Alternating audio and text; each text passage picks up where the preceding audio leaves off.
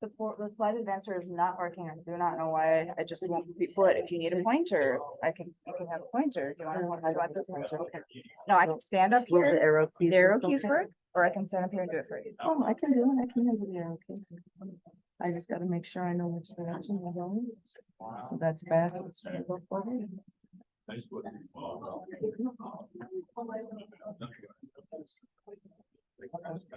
We're stuck. Maybe that's why the arrow keys aren't working. Oh, I know why. That's why. Okay, now the arrow keys might work.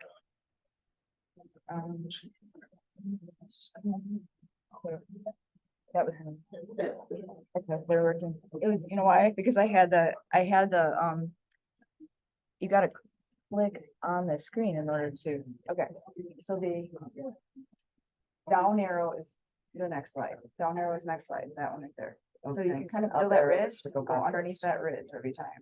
Okay, Okay, and then that's the pointer, the bottom button, Yeah, is the the- pointer. I just need to go forward and backward. Alright, so.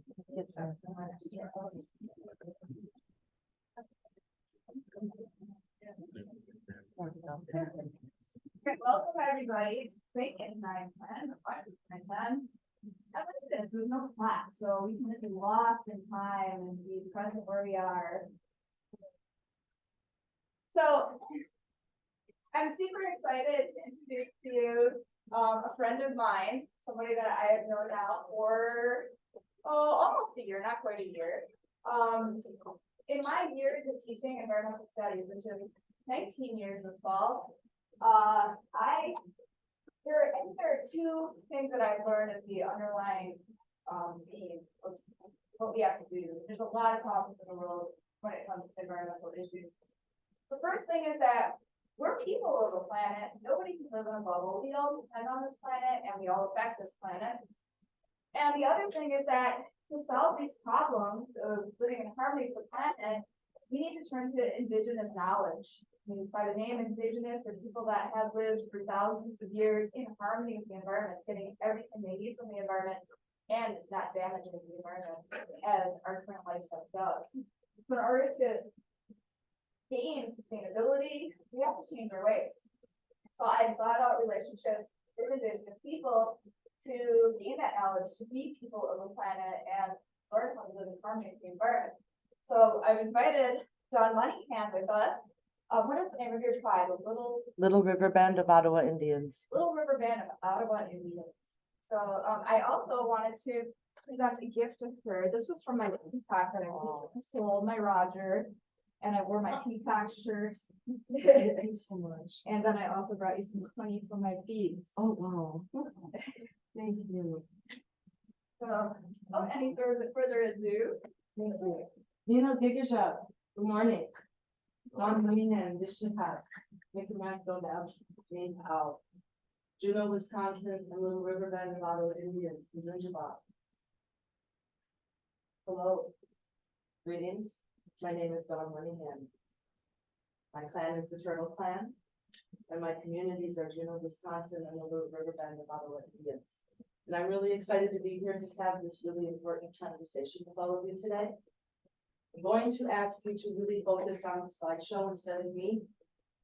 Listen to my voice, but focus on the screen because I put this together special for all of you. This is a really, really important conversation. I'm here this morning to tell you that we are all in trouble. Doesn't matter where on the planet you live, we're all in trouble because the climate crisis is real.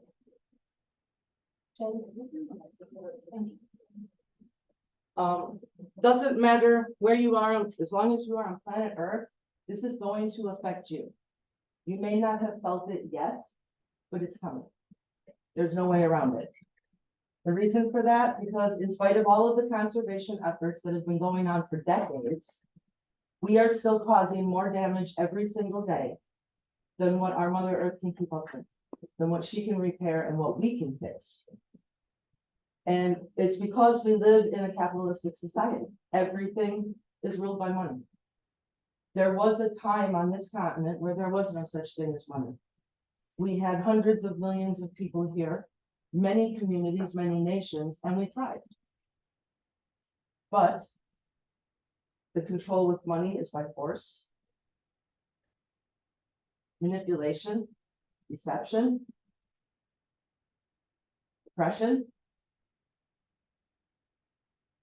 violence. We're going to pause on this one for just a minute because this is recent. This isn't something that happened in ancient times. This isn't something that happened before you were born. This happened in 2016. Give just a moment of thought. Where were you in 2016? What were you doing? My people were out at Standing Rock. My relatives were at Standing Rock. We were fighting to protect the water because water is something that every one of us needs to survive. We can't do without that. Polluted water does us no good. So this is how we were greeted, not just by corporations and money, but also by law enforcement. Water cannons in the middle of January. There were rubber bullets, pepper spray, but not the little canisters that we're used to carrying around for protection. These were big fire extinguisher canisters. And they did all of this to American citizens on American soil in 2016. But how many of you knew anything about that? Indoctrination. This is where it really all begins. This is where the worst of the damage that we are living with right now began. And yes, the crazy church lady, she mentioned religion. Fear. We all live with fear. But when we're talking about money, there is a very specific fear that every one of us lives with every day. Just the fact that you are all here, I know what your tuitions look like. I know what your rent looks like, your utilities. How much of this is your reality? So why does all of this matter? What brings me here today and what ties this to environmentalists? Did you know 50% of human DNA is shared with trees? That means each of us has a number of trees out there somewhere that shares our DNA, and we have a connection with those trees that is actually similar to that of fraternal twins. We can feel each other. We have that intuition and that communication, and we can share energy among each other. But it's not confined to just the trees. Our DNA is shared with almost every species on our planet, almost everything organic. Take a look at the bottom. Bananas, 60%. I see a few bananas. So there's a reason why our indigenous people have always posed a threat in Turtle Island, North America, since colonization. And it's because of our connection to Mother Earth. It's because we recognize the relationship with all other living beings.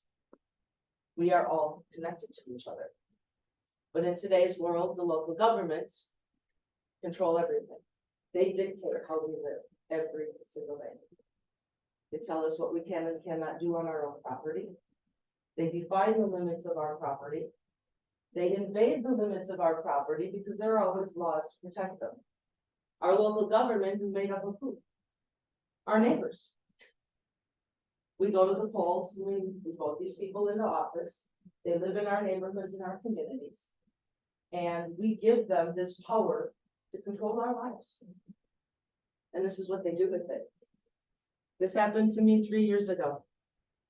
2020, because you know everybody's got $5,000 laying around for somebody else's rainy day. This showed up in my mailbox, dated April Fool's, so of course, you know, I had to question, is this a joke? It wasn't a joke. They were coming to lay concrete in front of my house in the form of a sidewalk. And in the process, they were about to cut down one of my DNA matched trees. It was a sacred special tree that I had bonded with and had spent 16 years praying under, hugging, and nurturing, enjoying the wildlife that she offered right outside my bedroom window every morning. And then this showed up. The tree was planted by the man who built my house. His name was Harry Nelson. And this is what it looked like when he planted it. And this is what it looked like 3 years ago, just before they cut her down. You can see the protest signs I did what I could as an individual, as a citizen in a city with a local government to battle. But there's only so much that you can do. We went out, we measured. Where does that legal easement fall? Where that marker sits to the road was the easement area. And the rest of that behind it is considered my private property. That's all it took for them to claim the whole tree. So this is the power that we give to our neighbors. And there's nothing we can do to fight them. I went to the newspapers. Nothing worked. Couldn't find a lawyer. They wouldn't even come to the phone. So what to do? I prayed. I did what I've been doing for 16 plus years under that tree. I prayed. I needed help. What do I do? 2 days later, a family of starlings moved in. Never had starlings on my property before in all of the years I lived there. And they found the only hollow in the entire tree. So knowing I couldn't save the tree, my new fight became save the birds. Surely if they're not humane enough to save a tree, they'll save these birds because they recognize those as living beings. I think that happened. The promises everything that is wrong in our world today.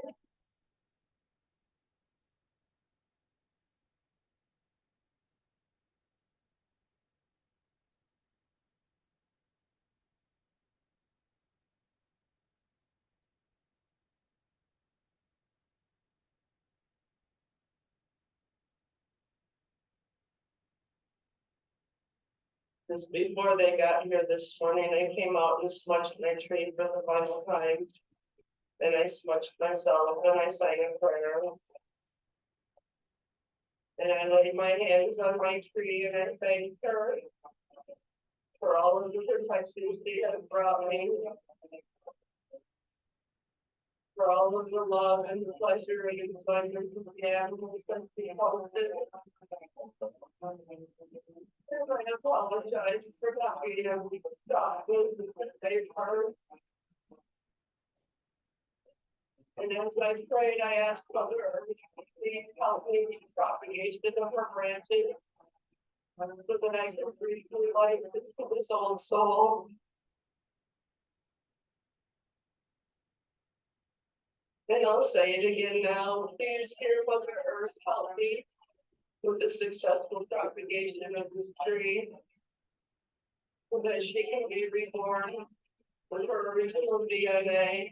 And she can be put in many places where she can be protected forever. Not just her descendants through her seed, but this tree herself.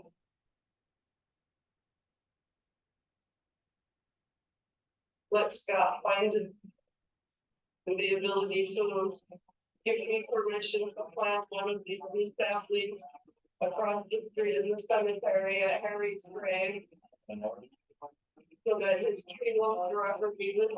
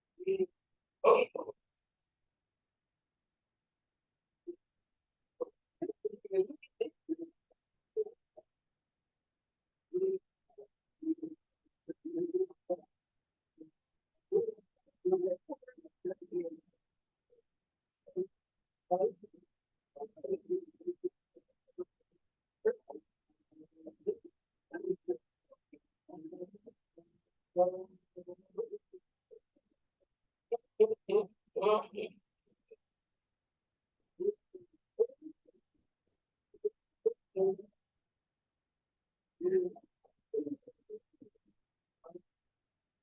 you have to go change the battery. Okay, here's your before and after. When I bought my house, picture on the left is what I used to look at when I woke up every morning. 16 years, I'd open my eyes and the sun was coming up and there were birds in the trees. We had bats at night, butterflies would hang out, squirrels, blue jays. When we first bought the house, there were scratch marks on the windows, and it took me years to figure out what they were. I woke up one morning, there was a squirrel in the tree. He was jumping at the windows trying to get in. So I said, good morning. But that was how I greeted the morning for 16 years. And now on the right, this is how I greet it. And if you look here in the bottom, you can see what looks right into my bedroom window across the street is that beautiful street light. My neighbors did this to me. And any one of you, your neighbors can do this too. Vote them into office. Give them that power. They don't understand the value of our environment. I'm hoping everybody, because you're here today, is a message to me that you do. And that you want to further that understanding of that value. Remember, 50% DNA shared with a tree. And just like that, in 4 minutes, she was gone. My immediate response. We met the police chief that day, again. My husband actually met him. And he asked him, can you maybe get her to tone down the language? 30 calls in 15 minutes to the police department. Because I wrote one word on my front step. My property, my sidewalk chalk, and all of my neighbors who wouldn't help me save my tree were calling the police because I responded to them cutting down my tree. So this was my reaction. And it stayed there for an entire day because they had to feel what I felt. Because there is no other way to effect change. People learn through experience. I am famous for my hands-on teaching instructions for that reason. You can read a book, you can watch a movie, you can do so many different ways to learn, but do you retain it if you don't experience it? I wanted to make sure that they were never going to forget because I wanted to make sure this was never going to happen again. I protested. I protested for over a year. I made them feel my pain because if I'm going to suffer, who says I have to suffer alone?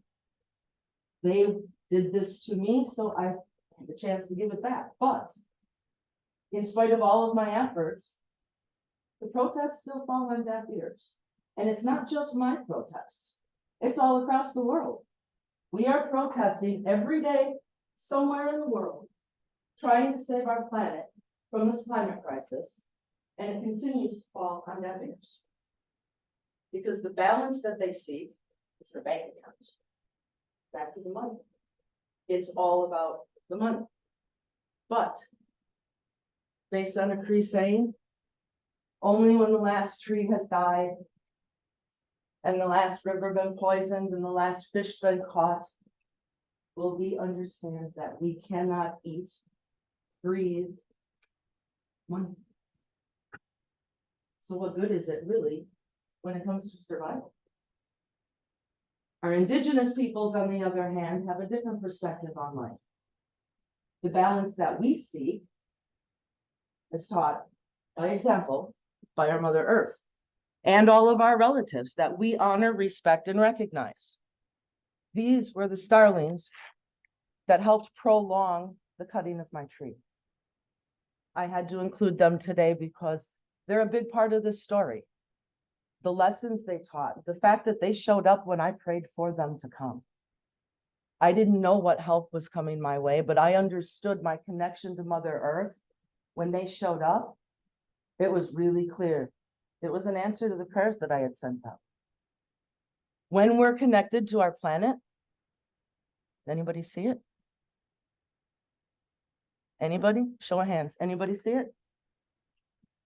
Oh, come on, nobody? Shannon, do you see it? Right in the very center, see the face? Tree spirits are real. And they do reveal themselves to us when we're connected. This was in Wisconsin. This was up on the Mississippi River in the bayou. And we drove through a couple months ago. And I took pictures because of the beauty. And I didn't even see it until I got home and looked through the pictures. I was busy taking pictures. But when we're connected and paying attention and we're listening, we see a lot. We know how to listen. And we know what to listen for. Everything is connected. Not just the people. You, me. We know that we're all human. We all share DNA. Not just with the animals, as we looked at earlier, but with everything.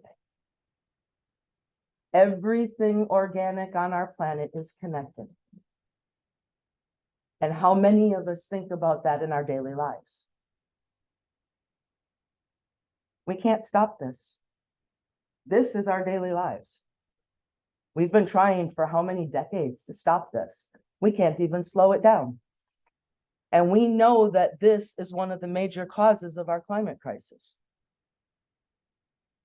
Mother Earth is already protesting and fighting back. She has to save herself. She doesn't need us. We need her. She would thrive perfectly well without us. We are the parasites. And as she goes about fixing herself, because we've been unable to even slow down the damage that we're causing, we're going to feel it. We have to find a way to survive this. Just the stuff seen here in these pictures has already happened just in the United States this year. And we're only into October. Hurricane season has just started. What else is still coming? So what are we going to do about it? How are we going to survive what we know is still coming? We're not powerless. What we've already learned here this morning is that we have each other and we have a connection to our planet and everything on it. We have everything that we need. There was a time we didn't have all of our modern day stuff. There was a time when classrooms didn't look like this. We didn't have technology, but we had each other and we had our planet. So we must relearn how to live. And our indigenous cultures hold the keys to that. Not one, not two, all of indigenous cultures. Not just here in North America, all around the world. Because every one of the climate crisis situations that we are going to encounter going forward, one of those indigenous cultures lives in a climate now that is pretty close to what we're about to change to. So we need to learn from them. How are they surviving, what conditions they're living in, so that when it gets here, we know how to survive it here. And then we need to teach them the same thing because their climate is changing too. And when we work as a collective and we share, we can force the change. Now imagine a community where 1 out of every 10 people owns livestock. And each one owns something different because everybody's got their specialty, everybody's got a preference. The rest of them are all growing crops. And again, everybody's growing a variety. Nobody's growing the exact same things. And at the end of the week, everybody brings their excess and they put it together and everybody participates, everybody contributes, everybody reaps. Who's going hungry? Who's going broke? Nobody. Now, what happens to all of these corporations like Walmart, McDonald's, Taco Bell? When our communities come together and we take care of each other and ourselves using the resources that we are given by our planet. So my church, the Quaywog Indigenous Culture Church, otherwise known as the KIC, we have a foster care extension program. Our Native American children are still being taken from our people, from their families, from their tribes, put into the foster care system. and living their entire childhoods in the foster care system and aging out at the age of 18. When these children turn 18, they have nowhere to go. They have no money, they have no jobs, they have no skills, they have no family, and they have no tribes, no biological connection to their cultures. Where do they go? What do they do? Anybody watch the news lately? Has anybody seen what's going on in the big cities around the world? Not just here, but around the world, but especially Milwaukee has turned into a shooting gallery. How many of those kids are homeless and needing a way to survive? And where are they gonna go when they have nothing and they have no one? They're gonna grab the first person that's willing to take them in. But you know, there's a price for that. You gotta work for it. You gotta steal cars. You gotta sell drugs. You gotta shoot people. You gotta go to jail. Or you got that. 18 years old. That's what our children are still sentenced to today in 2023. So our program is gonna take these children in for a 1-year program, 209 acres of trees. Isn't that beautiful? Well, good. This is just some of what we're gonna be offering these kids. We're gonna be teaching them a new way to live based on our indigenous cultures in 2023. We can still apply modern technology and science, all of the things that we've learned since my ancient ancestors were first here, and all of the generations after that, and everything that has changed and been learned since then. And we're going to teach that to our kids again, because that's how it used to be. And then those kids are going to learn to live the way that their ancestors did. Ancestors that they've been cut off from their entire lives because they're native. We're going to set the example. And while we're doing that, we're going to raise excess livestock so that we can feed our community. Now, what is the expense in agriculture right now? Why is our food so expensive? Anybody looked at meat prices lately? It's outrageous. Well, what are farmers putting into these livestock? First of all, these animals aren't even native to our habitat, our environment. These animals all came from Europe. They're feeding them, they're cleaning them, they're housing them, they're fixing what they break. Vet care because the animals get sick.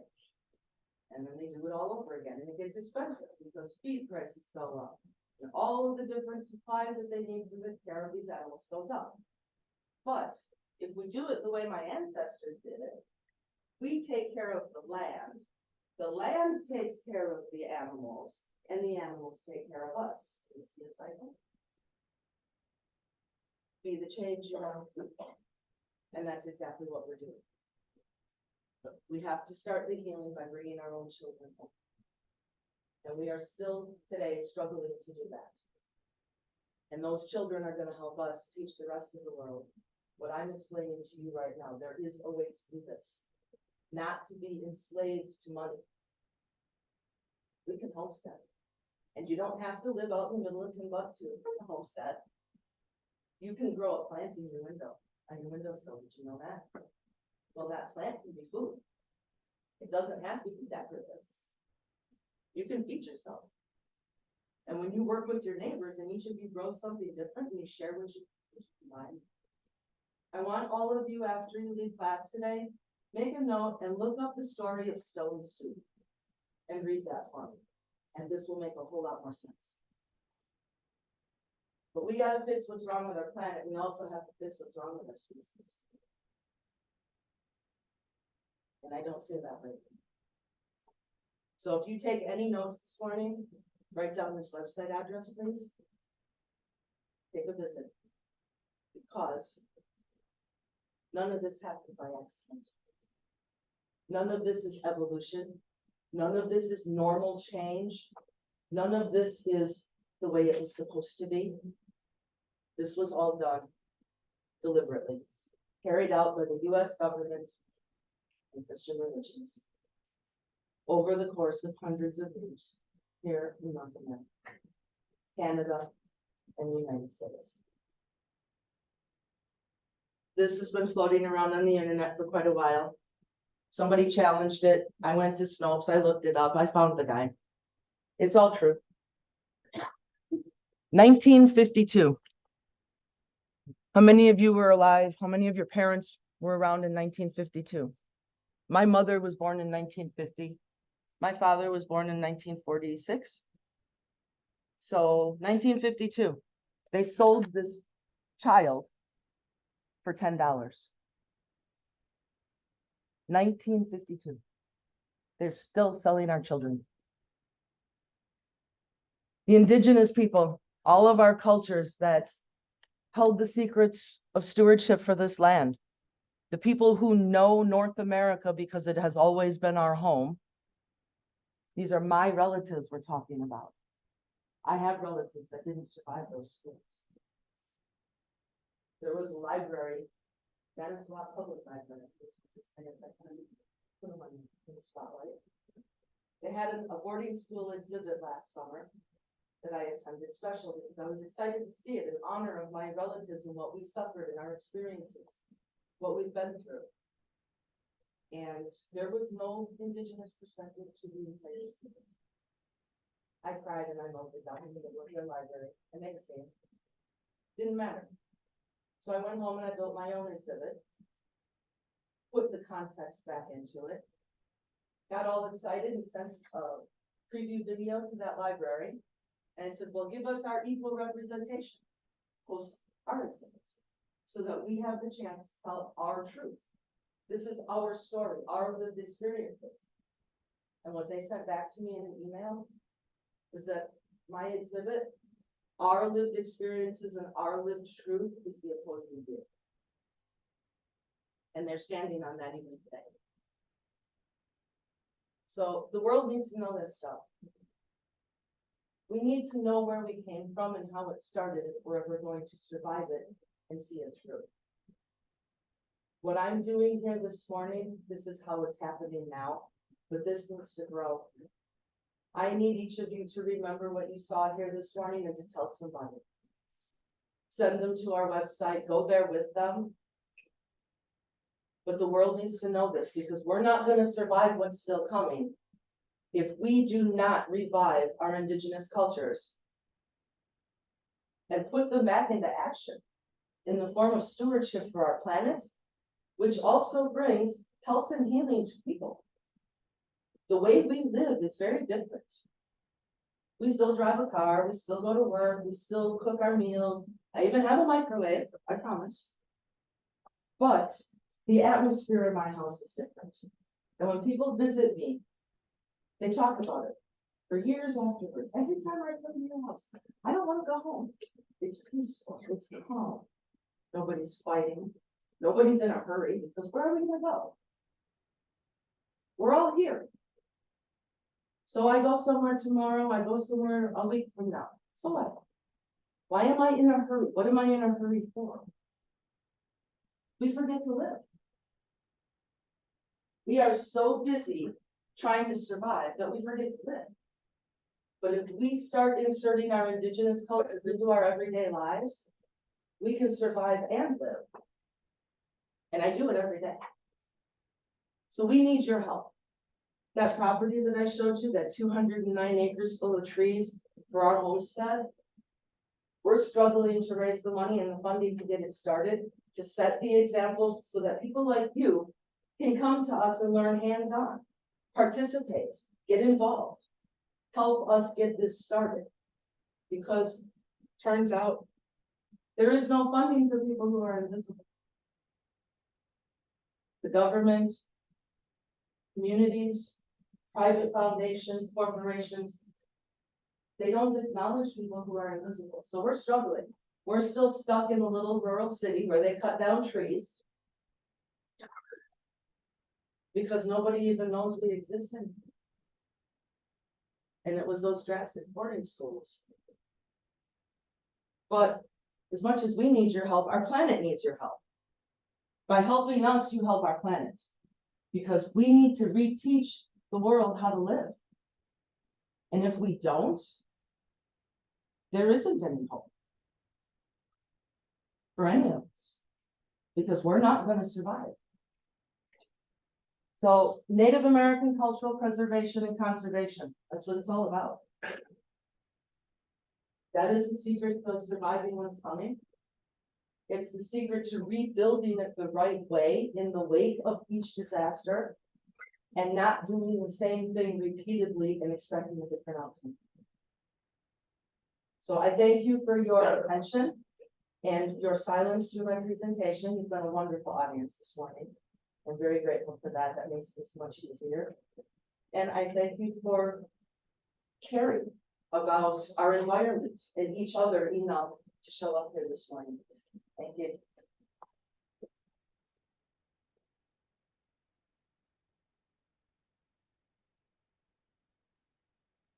Okay, once the lights go on, let's do a little bit of Q&A because I'm assuming there's gonna be, please tell me for a question. You okay over there? Oh, yeah. That I think was her first applause. That was my service dog. Her name is Inde. It's the Ojibwe word for my dog. So I have a dog named my dog. And she's with us this morning because she goes everywhere I go. She's my medical alert dog, and she has never been in a situation like this before. She's a little nervous, and she has never heard applause before. So thank you for that, and thank you for getting her all happy. Okay, questions? See hands, anybody? TheKick.org, THEKICC.org. Let me put the slide back up.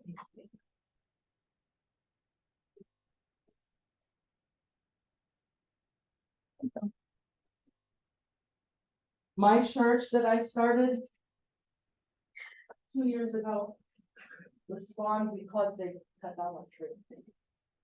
That's what it took to make me angry enough. Stand there and tell my husband, right now, I vow I'm gonna shove so much of my culture down their throats, they're gonna choke on it. That was my response to our mayor. He told me he didn't care about my culture because he didn't know anything about it. So my tree didn't mean anything to him. He also told me there was nothing I could do about it. And my immediate response to him for that was, watch me. I leveled him in 3 weeks with that billboard. He was emailing me, swearing it wasn't him. He didn't have the power to do anything to stop it. So again, my response, if you were so powerless, then what is the point of your job? Resign. He's still there. Any other questions? Comments? Anything? Oh, come on, somebody speak out. So you were saying that the Starlink, delayed the process of the tree cutting? They did. By about 3 months, I was able to relay their project. I filed for a full copy of all of the reports that they had to file for the project itself. Found out they didn't cross all of their T's and dot all of their I's. So I filed a formal HUD complaint with the Department of Housing here in Wisconsin. And they had to go back and fix all of their mistakes in their paperwork. So that delayed them by what, 6 weeks? And by then the birds had taken in and were already nursing babies. They agreed to hold off until the baby birds fledged. We bought a camera, a little snake camera that we could get up in there with a ladder. We thought we could. They ended up using the bucket truck.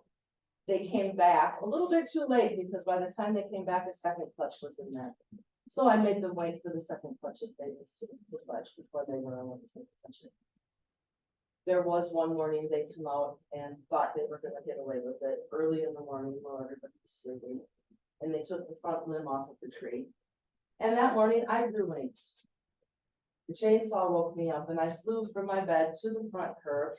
And I sat like this in my pajamas between my tree and the workers. And they just sat there and stared at me because they didn't know what to do. So eventually the manager went and got the police chief to try and make it move.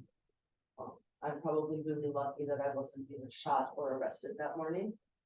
We have a very compassionate police chief who treats people decently no matter what they look like or where they come from. And he was able to facilitate the deal to delay the takedown of the tree while the birds were in it. Anything else? Starlings. They're European, they're an invasive species. I tried to get protection for them, but they're not protectable because they're not native. I called every wildlife rescue on this side of the Mississippi. I did everything I possibly could, even learned how to raise them myself in the event they were gonna take the tree down with the birds still in it. I was still going to attempt to save them. Luckily, I didn't have to do that. I will note that I did make the city leave me the wood. I do still have all of that wood laying in my yard.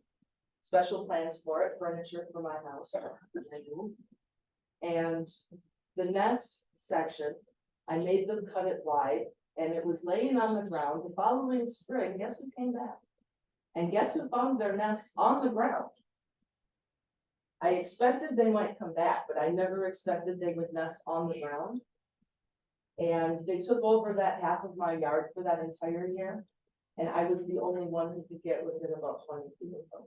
They would let me come and sit on the logs right next to them. And the baby birds would chirp back and forth with me. We had so many conversations. But if anybody else came out, the parents would come hunting and they would dive bomb anybody else who got close. Anything else? I want to take the opportunity to thank you for sharing your message with us today, and obviously your raw emotions.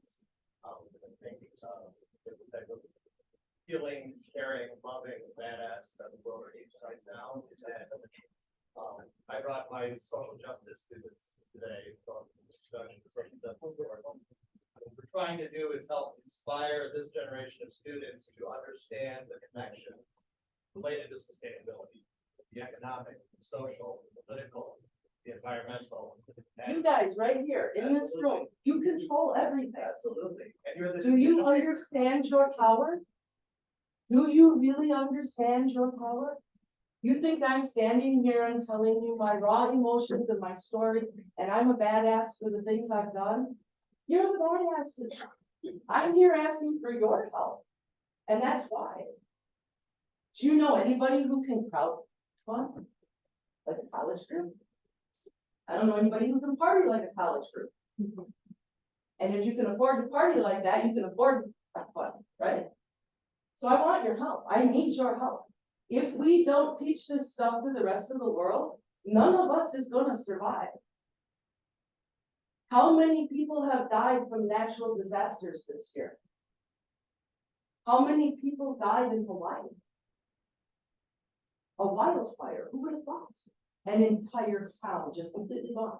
Imagine if Madison was just gone. And everything in it. What would you do? Fires in Canada. Those are still raging.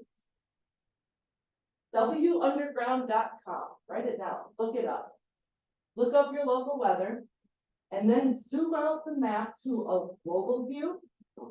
And go through all of the little different options you have to look at stuff. Floods, wildfires, all of those neat things that we track with our weather and our climate crisis. And take a look at what the world looks like right now when you hit those little tabs. 2/3 of the world is on fire, and 3/4 of it is underwater. At the same time, where are we going to go? What are we going to do? Here in Wisconsin, we have tornadoes, we have flooding, we have fires, and we have the potential for earthquakes. So when this stuff starts to hit, and it's hitting regularly, where are you going to go? What are you going to do? Who are you going to ask for help? Food shortage. That is a global crisis that is just getting started right now because of the climate crisis. Food doesn't grow the same way anymore. It doesn't grow the same way in the same places anymore. What are you going to eat? You live in an apartment, you live in a dorm, you live in a frat house. Where are you going to get your food from? Is everybody going to go vegan? And then who are you competing with for your food? Every animal on the planet. So really, is there going to be enough food if everybody goes vegan? No. That doesn't make any sense. We can't get into the extremism because extremism takes us off the thing. Extremism is how we got here. Because a group of people came from other places around the world, set anchor and said, oh, we want it for our own. There's not enough room for us to. You gotta go. Not just move, you gotta go. Extinct. Because your way of life is contradictory to ours. And if you stick around, you're gonna teach us your way of life, and we're not gonna let that happen, because money, control, matriarchy versus patriarchy. All of those things are how we got here right now today. And what are you gonna do about it? So I am asking you, all of you, help me, please, help me get my homestead. It's for sale right now. Got a really high price, but so does everything else. I can't do it by myself. I can teach all of you, and then all of you can go out and teach somebody. It's called the ripple effect. I can be that stone that gets it started, but I can't do it by myself. So I need you, I need your friends, I need your families. I need everybody that I can find to help me. I don't know if anybody here has ever visited a place called Little Norway. It's in Blue Mountains, Wisconsin, about 15 minutes west of Madison. It's closed now. That's the property that we're seeking. The last time it was in indigenous hands was in 1832, during the Black Hawk War, when our people were run out because we existed and somebody else wanted it. That valley has been in European hands ever since. There are still native artifacts found on the property, some of which are likely to belong to my own tribe. Because my tribe has been in Wisconsin, this part of Wisconsin, since at least the early 1500s. So not only would we be setting up a place that I can teach all of you, you can bring your children, your friends, your families. We can bring our children home. And we can set the example on a big enough scale to make a difference. We can affect the local economy, which means eventually you get started, you start living the right way too. It changes the state economy, and it changes from one state to another state until all of a sudden it's out of control. It's going to build its own and run its own momentum, because that's what the ripple effect does. But it starts with all of you. I'm getting old. I can only do this for so long. If I don't teach enough of you, who's going to? And then where do we all end up? We don't. It's all going to collapse. And we're going to collapse with them. And I really don't want to see that happen. Our indigenous cultures teach us to prepare for the next 7 generations, because everything we do today will affect the next 7 generations to come. So what are your next 7 generations going to look like? Are they even going to be possible? Help me. We need to do this, and we're running out of time. There is going to come a point where, in spite of our efforts, in spite of our cultures, it's still going to be too late. Starvation is not a good way to die. Anybody else? Just curious whether you applied for grants and things like that. You said we're invisible, so it sounded like Qualifications, doing things. qualifications, loopholes, Oh, and more qualifications. okay. Again, they do not allot money for the invisible. They will give the money to the tribes themselves, and that's a whole nother class for all of you sitting on. The tribes right now are dealing with so much corruption. Again, it goes back to that boarding school era. Those boarding schools are not ancient history. The last boarding school that was supposed to have officially closed was 1996. They started in 1819, although they are still discovering more, so it may date back even earlier than that. But they ran until 1996 officially. Some of them are still open in 2023. That's just such a crisis for out of home care, you know. So they allot, the government allots the money to the tribes and expects the tribes to allocate that money to their tribal members who need it. Unfortunately, it doesn't usually work that way. The tribes will suck up whatever money they can if they're willing to help at all. So yeah, there just is not any funding available to us because we're invisible. We started out strong when we first got incorporated. We did a diversity program for American Family Insurance. We incorporated in September and we did the program in November for Native American Heritage Month. After the program, they gave us a $1,000 donation. We had a wonderful review and they offered us a grant. Are you prepared for a grant? Yes, we're ready for a proposal right now. And then they ghosted us. We haven't heard from them since. That was almost 2 years ago. So that's our normal. We're getting used to that now. So we're stuck where we are without the natural resources to teach the stuff we need to teach. We can't even feed ourselves where we are because we can't even teach it. Index, stop. Be nice. Anybody else? Anything? How about somebody share something about the rest of you? You all got to know about me. I want to know about you. What are the rest of you studying? What can we do to elevate your voices and your positions where you're at right now so that you can join me up here in spreading this message? What can I do to help empower you? Is there something more I can do to inspire you? I'm starting to be a high school history teacher. What can I do to teach my students in the future about this cause? Thank you. Thank you so much for that. First thing is to remember, always remember, whether you're studying, whether you're visiting, whatever you're doing, always remember, American history starts with our indigenous peoples. And in case they don't teach this to you in school, there is a law here in Wisconsin that requires Native American history be taught in grades 1 through 12 at some point. I spent 2 decades fighting with the schools here in Wisconsin with my own children. I have 3 children. And there was not 1 year in any of their years in school that they learned anything about their own people. Nothing about our cultures. One child heard something mentioned about how we were savages and just killing and eating each other, so it was all okay. But that was the only mention. I talked with teachers, I talked with principals every single year.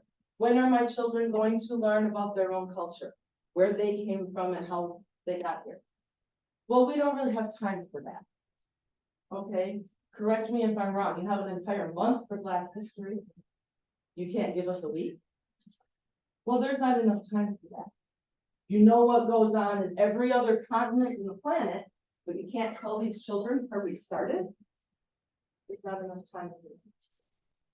The other question I asked them was, when do my children learn about the nitrogen cycle? Because that is the basis for all life on this planet. The teachers didn't even know what it was. So that's part of history. The nitrogen cycle is the basis for all life. And here in America, the first peoples is where everything began. So teach that.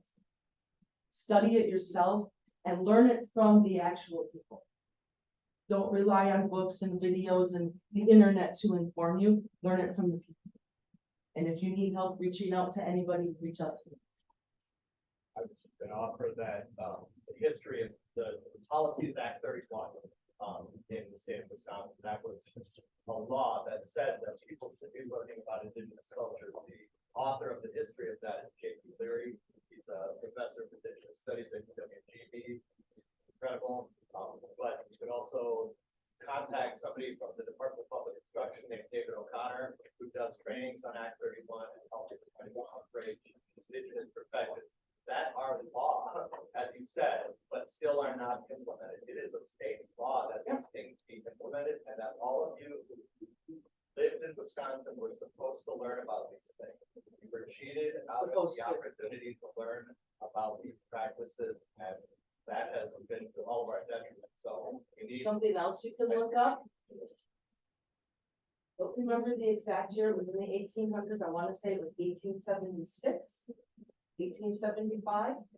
Chapter 325, Wisconsin law, look that one up. That was where they gave permission for those industrial boarding schools to open in the state of Wisconsin and force our children into them. It wasn't like the rest of you went to school, you get up in the morning, you go to school, you go home after school. That's not how it worked for our children. Our children, they showed up at the door, the parents tried to hide them.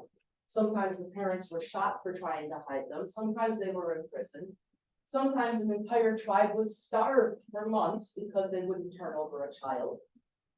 And those kids were taken to schools that were thousands of miles away from anything that they ever had known or seen.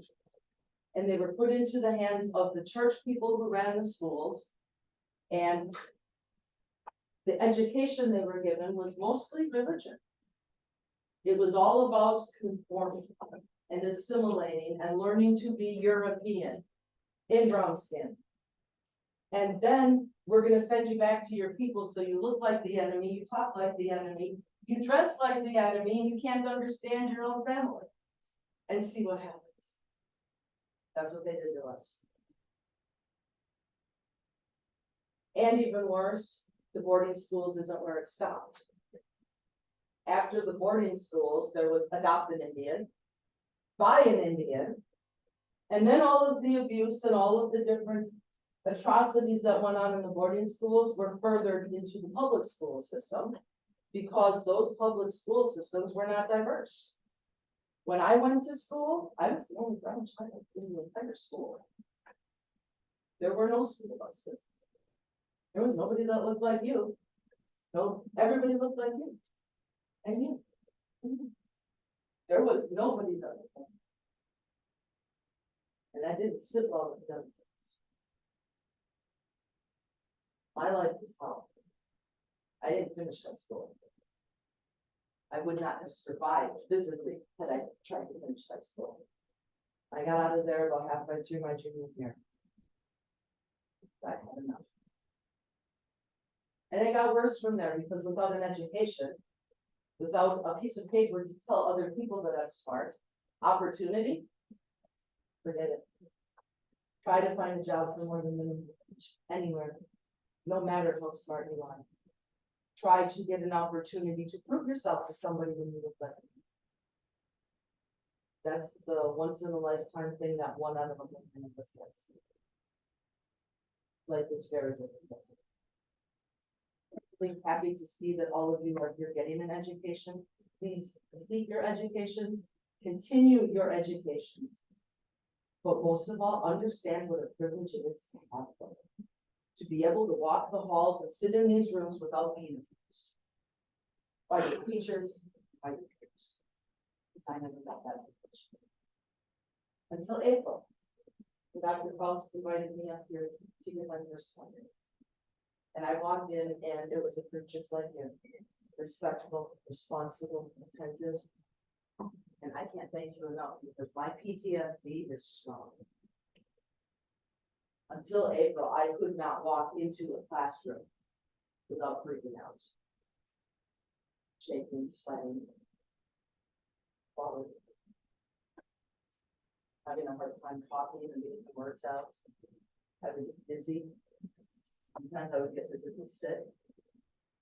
I can't tell you what kind of hell it was raising 3 children and going to parent-teacher conferences and school events. Every time I got near a school building, you can heal. You'll never forget. So please count your blessings and take advantage of what's in front of you because it really is a gift.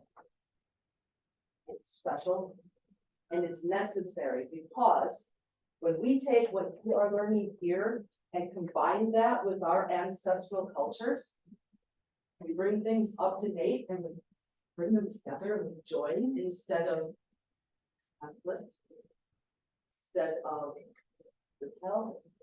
But we join those things together, all of the new advancements that you guys are learning, we can save the world. We can save ourselves. It's there. We've got to want it and we've got to act on it. And that's the part that I don't see a lot of people doing is they act on it. Lots of talk. Everybody loves to flap a job. Lots of people talk out of both sides of the fence. But watching people have to act on it. We saw that in the slides. We've been trying to stop this stuff for decades, long before you were ever born. And it's still rampant. So it's not about talking, you've got to act. So again, thank you guys. It's been wonderful.